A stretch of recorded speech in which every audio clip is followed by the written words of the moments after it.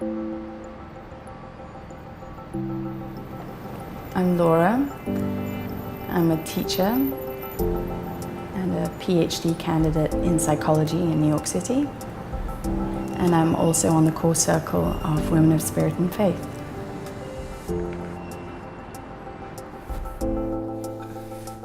Hi!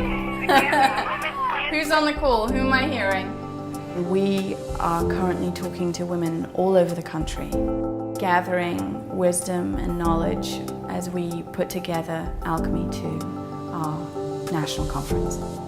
One of my spiritual practices today is talking to people who I can be myself with, and Women of Spirit and Faith helps me do that. It was at a Women of Spirit and Faith retreat last August that this second Alchemy gathering was seeded, and there have been a series of opportunities for women to help us shape this gathering and help us imagine what it wants to be. Often women will come to us and say, I want to be involved in this, and most of the time they're not quite clear why, but there's a call. My calling came in 2011. I'd just been through a very difficult period in my life and had come out the other side of it, but come out a very different person. I was sitting in front of Google and up popped their website. I had no idea what it was talking about, and I was about to click off, and I noticed they were having their Alchemy conference the week that I was going to be in San Francisco. So I went. And when people asked me, why are you going to this conference? I said, I have no idea. Yet, as I walked through the door,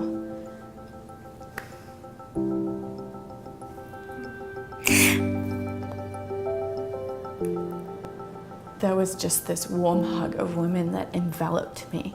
And it held me. It held me for those 3 days. And it was the first time I ever experienced a women's circle. And that circle awakened something in me. It awakened the possibility of something different.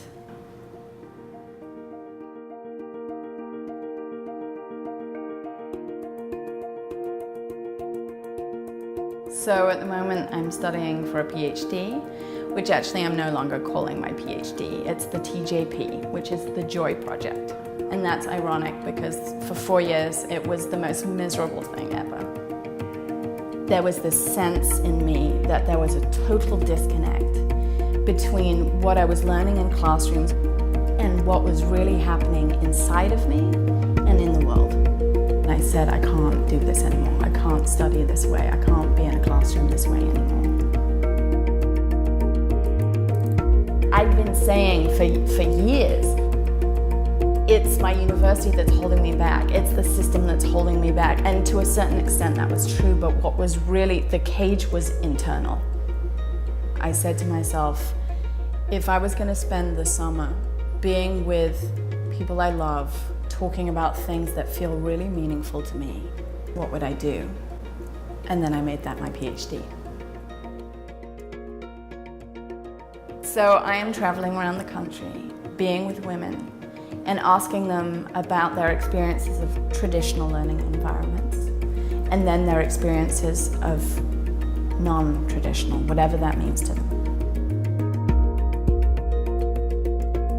I've cried with women, I've laughed with women, I've danced with women, I've sung with women, and it's all about learning.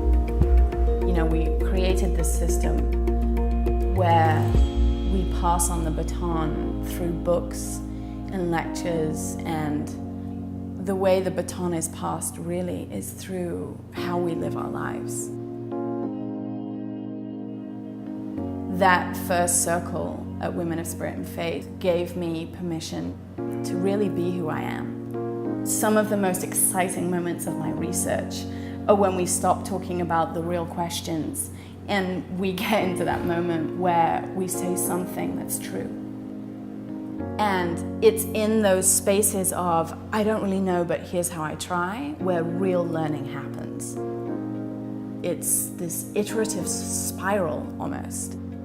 And so a classroom is that circle. You create a container that is big enough to hold whatever comes. And that is learning.